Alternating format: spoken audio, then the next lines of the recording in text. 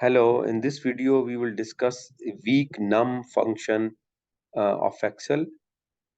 Find the week-num of a date. Means for any date, you can find easily that which week is that. Means that date falls in which week of a year. In every month, almost there are 3 weeks, 4 weeks, and in whole year around 53 or 54 weeks are there. Okay, so let's check two examples. 11 December 2023.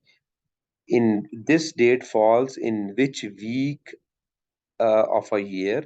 So is equal to this week num.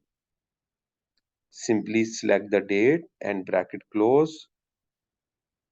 So this date falls in week number 50, 10 January. So it is obvious then 10 January will be in the second week of a year. Okay, so but still better to calculate to see the results.